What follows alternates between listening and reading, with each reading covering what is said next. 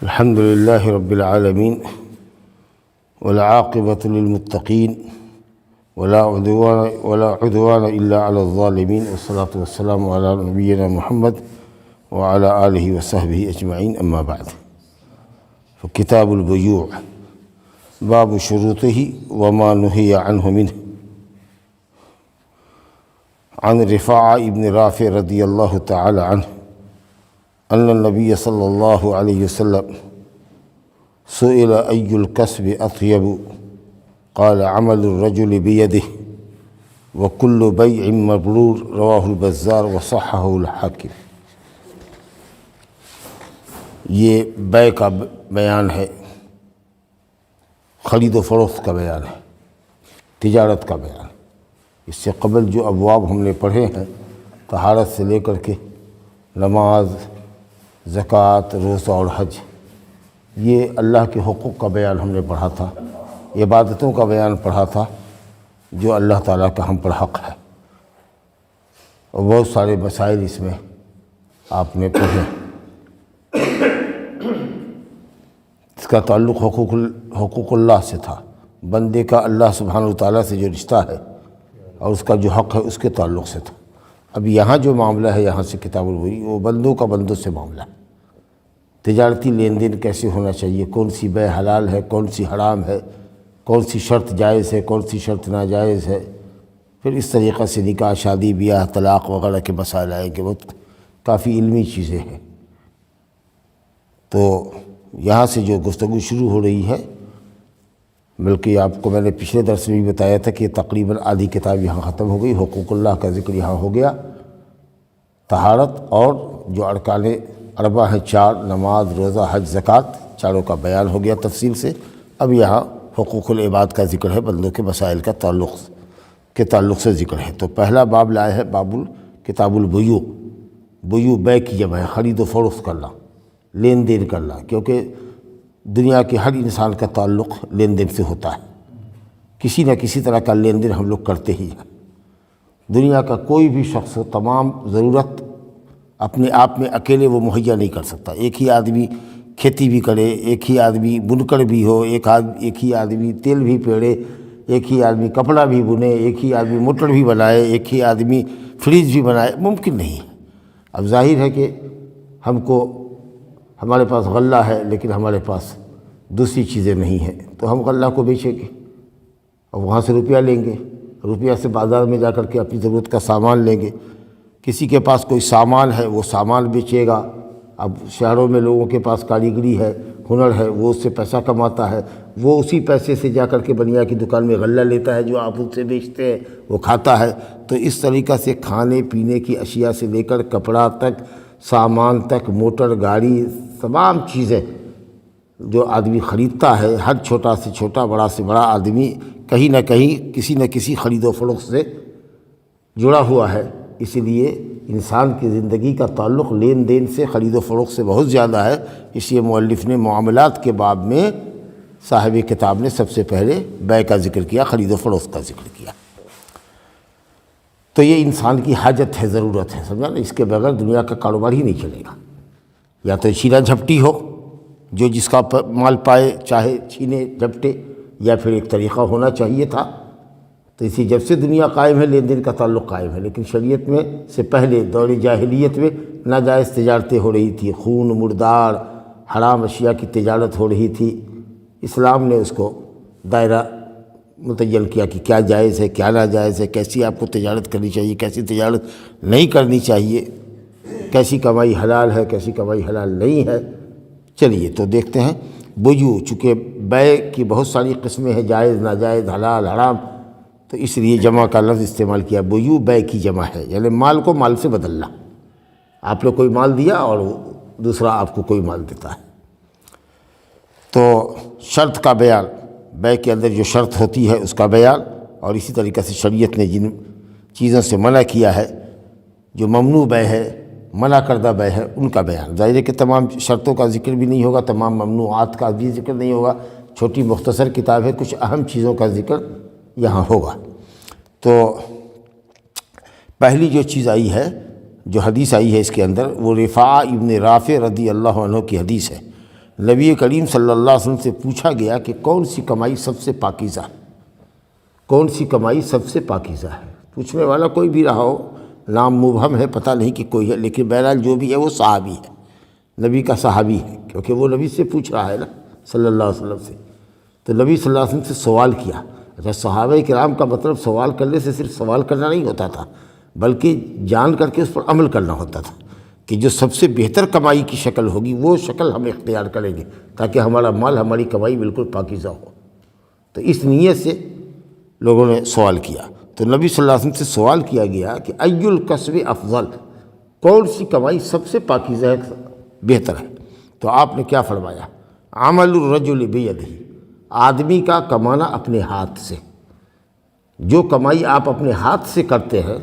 اس سے پاکیزہ کوئی کمائی نہیں، کیونکہ آپ بالکل یقین پر ہے کہ ہم حلال کر رہے ہیں۔ ایک کسان اپنے کھیت میں جا کے ہل چلاتا ہے، اس میں بیج بوتا ہے، کھاد پانی دیتا ہے، کاٹتا ہے، بوتا ہے، کاٹتا ہے، گھر میں لاتا ہے، اس غلے کے حلال اور پاکیزہ ہونے میں کوئی شک ہے؟ ایک آدمی جنگل میں جاتا ہے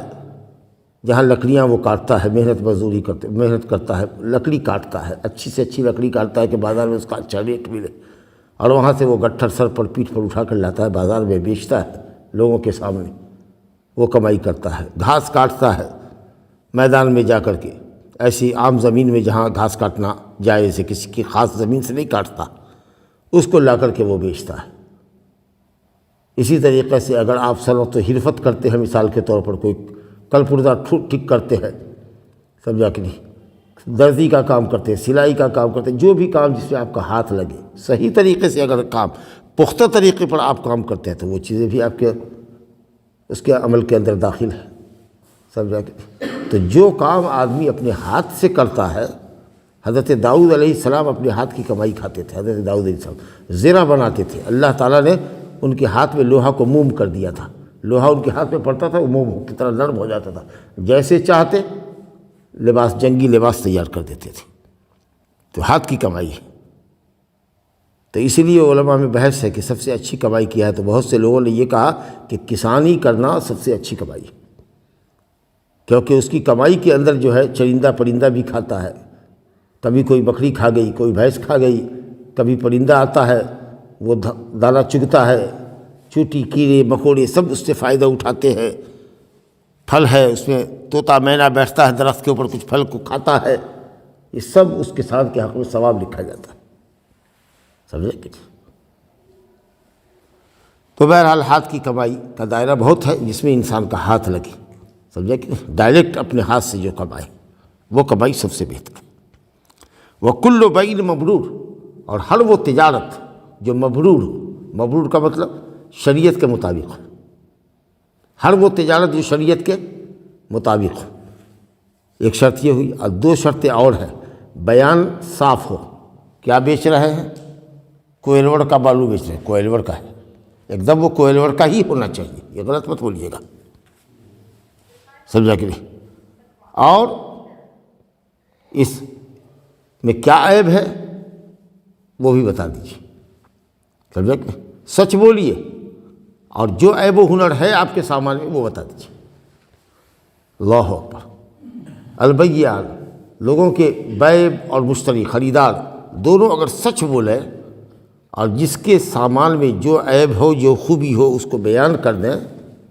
بوڑھے کا لہما فی بیعہما، اس کی تجارت میں اللہ بہت برکت کرتا ہے۔ تاجروں کی تجارت میں برکت اگر چاہتے ہو تو سچ بولو، عیب کو چھپاؤ مت۔ مال خراب ہے، ڈیڈ مال ہے، بیچ دیا اس کو اچھا مال سمجھ کر کے، خراب مال سمجھ کے بیچ دیا۔ پرانی گاڑی ہے، ریپیئرنگ کروا کر کے، نیا پالش کروا کر کے نئے دام میں بیچ دیا، کہاں سے برکت آئے گی؟ نیا مال ہے نا بھائی، بالکل بالکل ایک دم نیا مال ہے، حالانکہ ڈینٹنگ کیا ہوا ہے، ڈینٹ پینٹ سیمنٹ بیچ رہے ہو، کبھی برکت نہیں ہوگی۔ فَإِنْ صَدَقَا وَبَيَّنَا بُورِكَ لَهُمَا فِي بَيْعِهِمَا، اگر دونوں سچ بولیں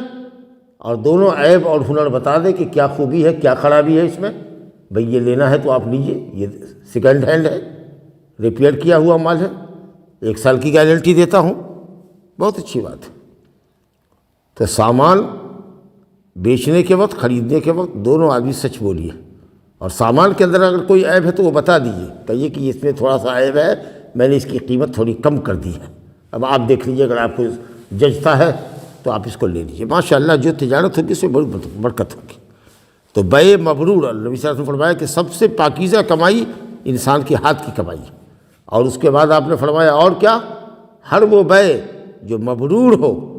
یعنی شریعت کے مطابق ہو اور دونوں فریق سچ بولیں، خریدار بھی، بیچنے والا خاص طریقے سے، بیچنے والا بھی اور خریدنے والا بھی، اور سامان کے اندر کوئی عیب ہو تو وہ بتا دیجیے۔ آپ نوٹ دے رہے ہیں اس کو، کوئی نوٹ پھٹا کٹا ہے، اس کو ساٹ کر کے دے رہے ہیں، بتا دیجیے کہ دیکھیے یہ 500 کا نوٹ ہے، یہ کٹا ہوا نوٹ ہے، ہم نے اس کو ساٹ دیا ہے، پلاسٹک لگا دیا ہے، سمجھے، اسٹیکر لگا دیا ہے، دیکھیے اگر چل جائے گا تو چلا دیجیے گا، نہیں چلے گا تو پھر ہم واپس کر دیں گے۔ لوگ جعلی نوٹ گھسا دیتے ہیں گڈیوں کے اندر، چل گیا، اس کو بڑی ہوش مندی سمجھتے ہیں کہ ہم نے 2 جعلی نوٹ تو گڈی میں ڈال کر کے چلا لیا، برکت ختم ہو جائے گی آپ کی، یاد رکھیے گا۔ سچ بولیے، اور جو عیب ہو آپ کے سامان میں یا جس کے قیمت میں جو سامان ہو اس کو بیان کر دیجیے، انشاءاللہ برکت ہوگی۔ تو یہ بیع مبرور ہے، تو اللہ تعالیٰ ایسی تجارت میں نفع دیتا ہے، اور یہ کمائی پاکیزہ کمائی ہے۔ چلیے ایک حدیث اور پڑھیے۔ عن جابر بن عبد الله رضي الله تعالى عنهما أنه سمع رسول الله صلى الله عليه وسلم يقول عام الفتح وهو بمكة إن الله ورسوله حرم بيع الخمر والميتة والخنزير والأصنام، فقيل يا رسول الله أرأيت شحوم الميتة فإنها يطلى بها السفن ويدهن بها الجلود ويستصبح بها الناس، فقال لا هو حرام، ثم قال رسول الله صلى الله عليه وسلم عند ذلك قاتل الله اليهود إن الله لما حرم عليهم شحومها جملوه ثم باعوه فأكلوا ثمنه، متفق علیہ۔ یہ بخاری مسلم کی حدیث ہے۔ حضرت جابر بن عبداللہ انصاری رضی اللہ عنہما فرماتے ہیں کہ انہوں نے رسول اللہ صلی اللہ علیہ وسلم سے فرماتے ہوئے سنا، عام الفتح، اس سال جس سال مکہ فتح ہوا تھا، مکہ سن 8 ہجری میں فتح ہوا تھا، مکہ چھوڑ کے جب مدینہ آپ تشریف لے گئے تو اس سفر کو ہجرت کہتے ہیں، تو ہجرت کے 8ویں سال آپ نے مکہ فتح کیا، وہ مکہ، اور یہ بات جو آپ نے فرمائی وہ مکے میں فرمائی ہے، بڑی مناسبت تھی، مکے کے احکام بھی بیان کیے، اور جو لوگ نئے مسلمان ہوئے تھے ان کو بتانا تھا کہ کیا حلال ہے کیا حرام ہے، کیونکہ جاہلیت میں بہت ساری چیزیں غلط لوگ کر رہے تھے، تو مناسبت کے حساب سے آپ نے موقع اور مناسبت کے حساب سے بیان فرمایا، اور یہ اچھی بات ہے کہ آدمی موقع اور مناسبت سے گفتگو کرے۔ اب اس وقت اگر کوئی روزے پر بیان دینے لگے تو نامناسب بیان ہوگا، لوگ توجہ سے نہیں سنیں گے، لیکن ابھی دھان کی زکوٰۃ کے مسائل پر اگر بیان کرے تو آپ غور سے سنیے گا، سمجھا کہ کچھ موضوع ہوتے ہیں جو سدا بہار ہوتے ہیں، جیسے نماز کا ذکر چلے، ماں باپ کی اطاعت کا ذکر چلے، بال بچوں کی تربیت کا ذکر چلے، میاں بیوی کے حقوق کا بیان ہو، پڑوسیوں کا حقوق کا بیان ہو، تو یہ ہمیشہ کی تقریر ہے۔ لیکن جو خاص موسمی تقریر ہوتی ہے تو حج کے زمانے میں حج کا بیان اچھا لگتا ہے، رمضان کے زمانے میں روزے اور تراویح کا بیان اچھا لگتا ہے، تو مناسبت سے نبی صلی اللہ علیہ وسلم نے مکے کے مسائل بھی بیان کیے کہ مکے کی عظمت کیا ہے، مکے میں کیا جائز ہے کیا ناجائز ہے، اور اسی طریقہ سے تجارت میں کیا جائز ہے کیا ناجائز ہے، کیونکہ مکے والوں کا سارا دار و مدار تجارت پر تھا، مدینہ والے تو کھیتیئر تھے، ان کے پاس باغات تھے، اور مکے والے صرف تاجر تھے، تو اس لیے آپ نے بڑی مناسبت سے بیان فرمایا۔ یہ بیان آپ کا فتح مکہ کے سال سن 8 ہجری میں ہوا، درا حالے کہ آپ کہاں تھے، مکہ میں تھے، مکے میں یہ بیان دے رہے ہیں۔ کہہ رہے ہیں ان اللہ و رسولہ حرم بیع الخمر، لوگوں سنو، بے شک اللہ اور اس کے رسول نے شراب کی بیع کو حرام کیا ہے، شراب کی بیع حرام ہے، خمر کہتے ہیں شراب کو، ما خامر العقل، ہر وہ چیز جو عقل کے اوپر پردہ ڈال دے، سوچنے سمجھنے کی صلاحیت آپ کی ختم کر دے، یعنی نشہ آور چیز، ہر نشہ آور چیز حرام ہے، کل مسکر خمر، نبی صلی اللہ علیہ وسلم نے فرمایا ہر مسکر، ہر نشہ آور چیز خمر ہے، وہ حرام ہے، چاہے وہ پینے سے اس کا تعلق ہو، یا سونگھنے سے تعلق ہو، یا انجیکشن لینے سے اس کا تعلق ہو، جس فارم میں ہو، جس شکل میں ہو، اگر پینے کے بعد آدمی کو نشہ آتا ہے اور طرب و نشاط آتا ہے، فرحت ہوتی ہے، لذت اس کو ملتی ہے، ایک دم مست ہو جاتا ہے، اور ایسے مست ہاتھی کی طرح جھولتا ہے کہ لگتا ہے میں ہی بادشاہ ہوں، میرے سامنے کون بات کرے گا رے، میں اس گاؤں کا جٹھریت ہوں، ہاں میں پورا گاؤں خرید سکتا ہوں، اس طرح کی گفتگو کرتے ہوئے سنیے گا۔ صبح میں کہیے گا کہ کہا ہے بھائی اس طریقہ سے رات بول رہے تھے، کہا وہ آدمی چلا گیا رات، ابھی میں دوسرا ہوں۔ تو جس چیز کو لے کر کے آدمی کو نشہ، ترنگ، امنگ معلوم ہو اور خیر و شر کی تمیز نہ رہ جائے، کیا بول رہا ہے اس کو کچھ نہیں رہے، اس کو نشہ کہتے ہیں، وہ حرام ہے۔ لیکن کبھی کبھی دیکھیے گا آپریشن میں سہایا جاتا ہے، اینستھیسیا دیا جاتا ہے جس سے آدمی بے ہوش ہو جاتا ہے، سوئی دیا جاتا ہے جس سے آدمی کی عقل ختم ہو جاتی ہے، تو وہ نشہ نہیں ہے، وہ حرام نہیں ہے، وہ تو ضرورت کے مطابق دیا جاتا ہے۔ حرام اور نشہ وہ ہے، اور جس کی وجہ سے عقل پہ پردہ پڑ جائے وہ یہ ہے کہ جس چیز کا آدمی سیون کرے، استعمال کرے لذت کے لیے، مستی کے لیے، اور پھر اس کی عقل اس کا ساتھ نہ دے، کیا کچھ منہ سے بول رہا ہے اس کو پتہ ہی نہیں ہے۔ ہاں، تو کہا کہ اللہ اور اس کے رسول نے خمر کی بے کو حرام کیا ہے، شراب کی بے کو، اس لیے خمر کو خمر کہتے ہیں عربی میں کہ وہ عقل کو ڈھانپ لیتی ہے۔ اب چاہے وہ جس چیز کی بنی ہو، انگور کی ہو، کھجور کی ہو، مہوا کی ہو، جو کی ہو، چاول کی ہو، جس چیز کی بھی، جو بھی چیز نشہ آور ہے وہ سب اسی کے اندر داخل ہے۔ کھینی ہو، سگریٹ ہو، جو بھی نشہ آور چیز ہے۔ ایک بچے کو، نئے بچے کو، 8 سال کے 10 سال کے بچے کو ایک سگریٹ پلا دیجیے، کھینی لگا کر کے اس کو کھلا دیجیے، دیکھیے کیسے بے ہوش پڑتا ہے۔ گل دے دیجیے، منہ میں رگڑ دیجیے اس کے گل، دیکھیے دن بھر پڑا رہے گا، سویا رہے گا۔ ساری چیزیں نشہ آور ہیں اور حرام ہے، کیونکہ انسان کی عقل کے لیے نقصان دہ ہے، عقل انسان کی خراب ہو جاتی ہے، پیسہ برباد ہوتا ہے، معاشرہ میں خرابی آتی ہے، معاشرہ بگڑتا ہے ایسے لوگوں کی وجہ سے۔ آ رہا ہے، چیخ رہا ہے، چلا رہا ہے، رات میں بیوی سے دنگا فساد کر رہا ہے، پورا محلہ جگ گیا، تو عقل اللہ خراب ہو رہی ہے، جو اللہ کی اتنی بڑی نعمت ہے، جس کی وجہ سے یہ مخلوق دنیا کی اور دوسری مخلوقات پر فوقیت اور فضیلت رکھتی ہے، وہ عقل آپ کی خراب ہو گئی، مال برباد کیا، بیگھا کا بیگھا لوگوں نے بیچ دیا، ساری جائیداد بیچ دی، کنگال ہو گئے شراب اور شباب کے نشے میں۔ اور اسی طریقہ سے معاشرے میں دنگا فساد کرتے ہیں، بے قصور لوگوں کو گالیاں دیتے ہیں، رات میں 12 بجے آئے پی کر کے کسی کا دروازہ کھٹکھٹا دیا، کسی کی روٹی بیٹی کر دی، اور جھگڑا کیجئے تو لوگ کہے گا کہ کیا نشیلی سے مل رہے ہیں، ابھی اپنے ہوش میں نہیں، اپنے دماغ میں نہیں ہے، یہ اپنی عقل میں نہیں ہے۔ کتنا نقصان ہے سماج اور معاشرے کا۔ عقل کی حفاظت کی خاطر اللہ تعالیٰ نے شراب کو حرام کیا۔ والمیتۃ، اور مردار کی بے، مردار کی بے حرام ہے۔ اب بکری آپ کے یہاں مر گئی، بڑی چالاکی سے اس کا گوشت بنایا، کاٹا لے جا کر کے ٹانگ دیا، چلو بھائی ایک دم خصی ہے، بڑھیا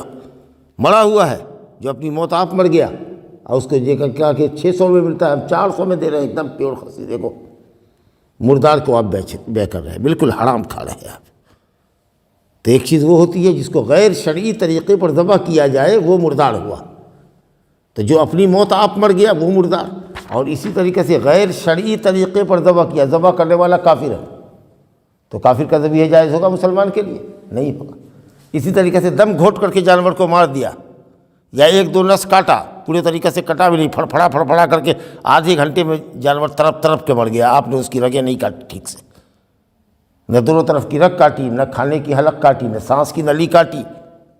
ادھکٹوا جس کو کہتے ہیں آدھا کاٹ کر کے چھوڑ دیا، اب وہ تڑپ کے مر گیا، حرام ہو گیا۔ اور اسی طریقے سے حرام میتہ کیا ہوتا ہے؟ شے تو ناپاک ہے، ذبح کرنے والا مسلمان ہے، بسم اللہ بھی کر رہا ہے، لیکن گدھا جس کا کھانا اسلام میں حرام ہے، پالتو گدھے کو آپ نے ذبح کیا تو ظاہر ہے کہ وہ مردار ہے۔ تو جو غیر شرعی طریقے پر ذبح کیا جائے، اپنی موت آپ جانور مر جائے، کوئی بیماری آئی مر گیا، یا پھر ذبح کرنے والا غیر مسلم ہے، یا ذبح کرنے کا شرعی طریقہ جو ہے وہ آپ نے اختیار نہیں کیا، دم گھوٹ کے مار دیا، یا کچھوا ذبح کیا، یا اسی طریقے سے وہ شے ایسی ہے کہ اگر لاکھ ذبح بھی کرے، بسم اللہ بھی پڑھے اور ٹھیک سے ذبح بھی کرے، تو وہ چونکہ شریعت نے ہی اس کو حرام کیا ہے، تو یہ ساری چیزیں بے میتہ میں ہیں، تو مردار کی بے حرام ہے۔ اب مردار کے اندر اگر جانور مر گیا، آپ کا بھیڑ مر گیا ہے، لیکن اس کا اون آپ کاٹ سکتے ہیں، اون کاٹ لیجئے، اس کو بیچ دیجئے، کیونکہ اون میں اور مال میں زندگی نہیں ہوتی۔ سینگ ہے، اگر اس کو بیچ دیجئے توڑ کر کے، کاٹ کر کے، تو وہ آپ کر سکتے ہیں۔ ہاتھی مر گیا ہے اگر کسی کا، اس کا دانت کاٹ لے، لاکھوں روپے میں بک جائے گا۔ بعض لوگوں نے کہا کہ مردار کہ اگر ہڈیوں کا کاروبار کریں تو کچھ لوگوں نے کہا کہ ہڈی میں زندگی نہیں ہوتی ہے، لیکن لوگوں نے کہا نہیں، ہڈی میں زندگی ہوتی ہے، اسی ہڈی کا کاروبار، مردار کی ہڈی کا کاروبار نہیں کر سکتے، لیکن سینگ جو ہے الگ سے باہر نکلی ہوئی وہ کر سکتے ہیں، ہاتھی کے دانت کی تجارت کر سکتے ہیں، بال اور روئی وغیرہ یا اون وغیرہ جو ہے اس کو کاٹ کر کے آپ کر سکتے ہیں۔ رہ گیا چمڑا، تو اگر آپ نے شرعی طور پر ذبح کیا ہے اور چمڑے کو نکال کر کے اس کو دباغت دے دیجیے، اس کی صفائی کر دیجیے اور اس میں خون وغیرہ کو صاف کر کے جو بھی نمک وغیرہ لگتا ہے سب کو لگا کر کے اچھے سے کر کے تب اس کو بیچیے تو انشاءاللہ تعالیٰ وہ بھی حلال ہوگا۔ تو مردار میں یہ چیزیں داخل ہیں، مستثنا ہے، یعنی چھٹی ہوئی، تو نہ گوشت بیچ سکتے ہیں آپ، نہ اس کی چربی بیچ سکتے ہیں۔ والخنزیر، اور نعوذ باللہ ثم نعوذ باللہ، سور کی بے، خنزیر جو ناپاک جانور ہے، جو پیخانہ اور گندگی غلاظتی کھاتا ہے اور انتہائی بے حیا جانور ہوتا ہے، بے حیا جانور ہوتا ہے، سمجھا کہ نہیں؟ آج جو لوگ کھاتے ہیں وہ اسی طرح کی بے حیائی کا مظاہرہ کرتے ہیں اور اسی طرح کے بے غیرت ہوتے ہیں، دیوس ہوتے ہیں، سمجھا کہ نہیں؟ تو سور کی تجارت، زندہ ہو یا مردہ ہو، اس کا گوشت بیچنا ہو یا سور کو بیچنا ہو، نعوذ باللہ، یہ حرام ہے۔ والاصنام، اور بت کی تجارت، بہت سارے مسلمان ہیں شلپ کاروں کو رکھتے ہیں، مورتی کاروں کو رکھتے ہیں، سونے کی، چاندی کی، پتھر کی، تانبے کی مورتیاں بنواتے ہیں اور اس کو بیچتے ہیں غیر مسلموں کے ہاتھوں۔ بتائیے تو کیسی خراب تجارت ہے۔ یا کوئی اگر کہے کہ بت لوگے تو کہا نا، بت نہیں لے سکتے، اس کو پگھلا کر کے، سونے کو، تانبے کو پگھلا کر کے لاؤ تو لے لیں گے، لیکن اس شکل میں نہیں لیں گے۔ ارے لے لو، ایسے ہی دے دیتے ہیں، کہا نا، بت نہیں لے سکتے، مجسمہ نہیں خرید سکتے، سمجھا کہ نہیں؟ تو اصنام، بتوں کی تجارت نہیں کر سکتے، نہ ہم بیچ سکتے ہیں ان کے ہاتھ، نہ ان سے خرید سکتے ہیں۔ لیکن مان لیجئے کہ کوئی پیڑ ہے اگر، اور اس کی لوگ پوجا کر رہے ہیں، کہے گا خریدیے گا مول صاحب، لیکن ہم جان رہے ہیں کہ اس کو خرید رہے ہیں اس لیے کہ اس کو جڑ سے کاٹ کے ہٹا دیں گے، تاکہ یہ جو اڈا ہے، پورے علاقے کے لوگ جو آتے ہیں یہاں پر جل چڑھانے کے لیے، یہ اڈے ختم ہو جائے یہاں پر، اور جب تک کہ خریدیں گے نہیں تب تک یہ بیچے گا نہیں، جب تک ہم خریدیں گے نہیں، اس کو ہٹانا ممکن نہیں ہے، تو چلیے ایسی اگر مجبوری ہے تو خرید کے اس کو کاٹ کر کے معاملہ صاف کر دیجیے۔ لیکن ایسے چونکہ وہ ان کا خدا بنا ہوا ہے، معبود بنا ہوا ہے، ہم ان کے خداؤں کو خرید نہیں سکتے، باطل خداؤں کو۔ تو اب آپ دیکھیے ان چیزوں کے اندر غور فرمائیے کہ شراب آپ نے حرام کیا کس لیے؟ عقل خراب ہو رہی ہے۔ مردار اور سور کو حرام کیا کس لیے؟ کہ وہ آپ کے جسم کو خراب کر دے گا، بیکٹیریا ہے اس کے اندر، بہت خطرناک وائرس ہے، آپ کا اخلاق خراب ہوگا۔ سور کھانے والے جو لوگ ہیں کرسچن سب، ان کے اخلاق خراب ہے، یاش ہوتے ہیں، بے غیرت ہوتے ہیں، سور جیسی طبیعت ہو جاتی ہے ان کی۔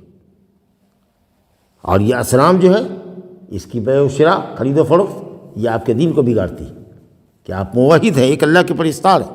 اور آپ بتوں کی تجارت کر رہے ہیں، لین دین کر رہے ہیں، خرید و فروخت کر رہے ہیں۔ تو عقل کی حفاظت، آپ کے جسم کی حفاظت، آپ کے دین کی حفاظت، کتنے پاکیزہ مقاصد ہیں بتائیے تو۔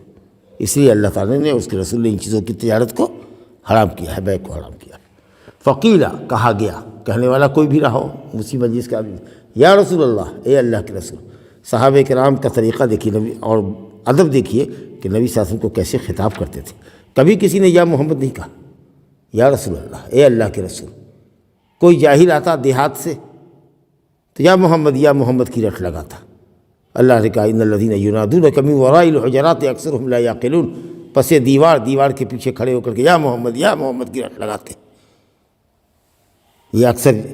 بیوقوف قسم کے لوگ ہیں جن کے پاس عقل نہیں ہے۔ تو صحابہ کرام یا رسول اللہ کہتے تھے، یا نبی اللہ کہتے تھے۔ ویسے بھی بڑے آدمی کو لوگ نام سے نہیں پکارتا، ادباً و احتراماً مولانا صاحب، ابا، چچا، ایسے کہہ کے پکارتا ہے۔ سب جائے کہ نبی صلی اللہ علیہ وسلم کو کہے کوئی یا محمد، ہرگز نہیں۔ دیکھیے یہاں پر جھوم جھوم کے گانے والا گاتا ہے، یا محمد بلانا ہوگا، یا محمد بلانا ہوگا، تم کو جلوہ دکھانا ہوگا، یا محمد کی رٹ لگائے ہوا ہے۔ صحابہ کہتے تھے یا رسول اللہ، ارأیت شحوم المیتہ، مردار کا گوشت تو ہم سمجھ گئے کہ حرام ہے، لیکن چربی کا کیا معاملہ ہے؟ اس میں جو چربی ہے اس کا کیا معاملہ ہے؟ ان لوگوں نے دیکھا کہ چربی کا استعمال لوگوں میں بہت ہے، چربی بہت کام کی چیز ہے، اس کے فائدے اور نفع کو دیکھ کر کے لوگوں نے تجارت کا مسئلہ پوچھا۔ کہا یا رسول اللہ اس کے ذریعے کشتی کے تختوں پر رنگ چڑھایا جاتا ہے، کشتی میں جو تختہ لگتا ہے، جو ڈینگی چلتی ہے پانی میں، اس کے اوپر سے اس کو پتائی کرتے ہیں پگھلا کر کے، جیسے پینٹ کرتے ہیں نا اس طریقے سے پینٹ کرتے ہیں۔ تو پینٹ کرنے کے بعد وہ لکڑی اتنی سیف ہو جاتی ہے کہ اب وہ پانی میں جائے گی تو پانی اس لکڑی کے اندر سرایت نہیں کرے گا، لکڑی سڑے گی نہیں، لکڑی پھولے گی نہیں، کیونکہ اگر لکڑی نے پانی لینا شروع کر دیا، پینا شروع کر دیا، تو معلوم ہوا کہ لکڑی اتنی بوجھل ہو جائے گی، وہ ڈینگی، وہ کشتی اتنی بھاری ہو جائے گی کہ ڈوب جائے گی۔ تو کہا کہ اس سے ہم لوگ پورے تختے کو پینٹ کر دیتے ہیں، فَإِنَّهُ يُطْلَى بِهَا السُّفَنُ، چربی کے ذریعے ہم کشتی کی لکڑیوں کو پینٹ کرتے ہیں، تلا کرتے ہیں۔ وَيُدْهَنُ بِهَا الْجُلُودُ، اور چمڑوں کو نرم کرنے کے لیے بھی چربی کا استعمال ہوتا ہے، چمڑے کو نرم کرنے کے لیے، پکا ہوا چمڑا ہے اس کو نرم کرنے کے لیے اس کو پگھلا کر کے اس کے اوپر پینٹ کر دیا تو چمڑا نرم ہو جاتا ہے، جیکٹ وغیرہ جیسے۔ وَيَسْتَصْبِحُ بِهَا النَّاسُ، اور لوگ چربی کو پگھلا کر کے تیل بنا کر کے اس کو کسی برتن میں ڈالتے ہیں، ایک وہ کپڑے کا فلیتا بنا کر کے اس میں ڈال دیا اور اوپر سے آگ لگا دیا تو چراغ کے کام میں بھی آتا ہے، چراغ بھی جلتا رہتا ہے، اتنا فائدہ ہے۔ تو سوچا کہ ان فائدوں کی وجہ سے ہو سکتا ہے کہ مردار کی چربی کو بیچنا اور خریدنا جائز کر دیا جائے۔ آپ نے کہا لا، وہ حرام، وہ حرام ہے، جس چیز کا کھانا اللہ نے حرام کیا اس کا بیچنا بھی حرام ہے، تو اس لیے آپ چربی کو بیچ نہیں سکتے۔ لیکن ٹھیک ہے آپ کے پاس چربی ہے، اگر آپ چاہیں جلا لینا تو جلا لیجیے، آپ چاہتے ہیں اپنی کشتی میں اپنے تختوں میں اس کا پینٹ کر دینا کر لیجیے، اپنے چمڑے کو نرم کر لیجیے، ٹھیک ہے، لیکن آپ بیچ نہیں سکتے، اس سے پیسہ نہیں کما سکتے۔ یہ ہیلا اور مکر جو ہے یہودیوں میں تھا، اس لیے آگے کہہ رہے ہیں نبی صلی اللہ علیہ وسلم قاتل اللہ الیہود، اللہ تعالیٰ ہلاک کرے یہودیوں کو، یہ بڑے مکار تھے، بڑے دھوکے باز تھے، مکر و فریب بہت ان کو آتا تھا۔ جب اللہ نے ان پر چربیوں کو حرام کیا، حالانکہ ذبح بھی جانور کرتے تھے تو چربی یہودی نہیں کھا سکتے تھے، مردار تو مردار ہے، ذبح کیے ہوئے جانور بھی کی چربی بھی ان کے لیے ان کے گناہوں کے سبب اللہ نے حرام کر دیا تھا۔ مگر وہ چھچھر اچھر جو پیٹھ کے اوپر رہتا ہے یا کچھ آنت وانت میں رہتا ہے کہیں پر، سمجھا کہ نہیں، تو اس طرح کا تھوڑا سا پتلے قسم کا جو ہوتا ہے، لیکن جو موٹا وہ جو سمجھے کہ ایک حصہ ہوتا ہے چربی کا، وہ حرام تھا ان کے اوپر۔ تو اب یہ کرتے کیا تھے کہ بھائی چربی تو حرام ہے ہمارے لیے، تو اس کو پگھلا کے تیل بنا دیتے تھے اور تیل بنا کے بازار میں بیچ دیتے تھے، اور اس پیسے سے دوسری چیز خرید دیتے تھے۔ انہوں نے کہا ہم نے چربی کہاں کھائی، ہم نے چربی کہاں کھائی، اور بھائی چربی بیچ کر کے پیسہ کمایا، پیسے سے کوئی چیز لیا تو چربی ہی نہ کھایا، چربی ہی نہ پیسے آنے کا سورس ہوا، سامان کا سورس ہوا۔ دیکھیے چالاک کتنے تھے۔ اللہ تعالیٰ نے ان کے گناہوں کی سزا میں سنیچر کے دن مچھلی کا شکار ان پر حرام کر دیا تھا۔ تو سمندر کے کنارے رہنے والی ایک قوم تھی، ہفتے کے 6 دنوں میں مچھلی اوپر کبھی نظر ہی نہیں آتی تھی، ایسی تہ میں بیٹھ جاتی تھی کہ لاکھ تدبیر کریں، جال ڈالیں اور کانٹا ڈالیں، ایک مچھلی بھی نہیں پھنستی تھی۔ اور جب سنیچر کا دن آوے جس میں ان کے لیے شکار حرام تھا، تو اس دن مچھلی بالکل اوپر تیر رہی ہے کہ ہاتھ ڈالیے نکال لیجیے، بڑی بڑی مچھلی، روہو مچھلی نکال لیجیے 5 کلو کی 10 کلو کی۔ تب تو بڑی پریشانی ان لوگوں کو لاحق ہوئی، تو اب کیا کریں بھائی؟ تو چالاکی کیا کیا کہ جمعہ کے دن جال ڈال دیا، یا گڑھا کھود دیا چھوٹا سا، تاکہ سمندر کے سطح آب پر مچھلی تیرتے تیرتے آ جائے۔ جال ڈالے ہوئے اس میں پھنس گیا، کانٹے میں پھنس گیا، گڑھے میں مچھلی خوب جمع ہو گئی، اور جیسے ہی سنیچر کا دن ختم ہوا، شام جیسے ہوئی، بس اس کا مہاڑا پانی کا بند کر دیا، اور اتوار کے دن سب مچھلی من کا من، کنٹل کا کنٹل نکال کر کے بیچ لیا۔ بظاہر لگ رہا ہے کہ ہم نے سنیچر کو شکار کہاں کیا۔ تو اللہ تعالیٰ نے ایسے مکاروں کو بندر بنا دیا جو دیکھنے میں تو لگتا ہے آدمی ہے۔ جانوروں میں سب سے زیادہ جس کی شکل انسان سے ملتی ہے وہ بندر، حالانکہ وہ انسان نہیں ہے، جانور ہے، لیکن دیکھنے میں لگتا ہے کہ انسان ہے، نقلچی بھی ہوتا ہے۔ تو ان کا جو طریقہ تھا بظاہر دیکھنے میں تو لگ رہا ہے کہ ٹھیک ہے، جائز ہے، سنیچر کو کہاں شکار کیا ہے، جمعہ میں ڈال جا رہا، اتوار کو مچھلی نکالی۔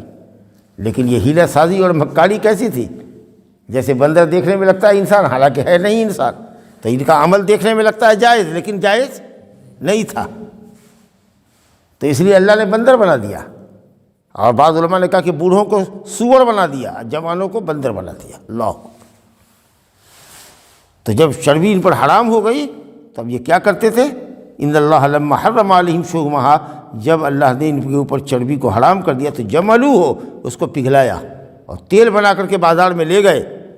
اور اس کو بیچا، اور پھر اس قیمت سے اشیاء خوردنی، کھانے کی دوسری چیزیں یا اپنی ضرورت کی چیزیں خرید کر کے لے آئے اور سمجھتے تھے کہ ہم اچھا کر رہے ہیں۔ تو جس چیز کو کھانا اللہ نے حرام کیا ہے اس کا بیچنا، اس کے ذریعے کمائی کرنا اور اس سے دوسری چیزیں خریدنا حرام ہے۔ ھذا وباللہ التوفیق، صلی اللہ علیہ نبینا محمد وآلہ وصحبہ اجمعین۔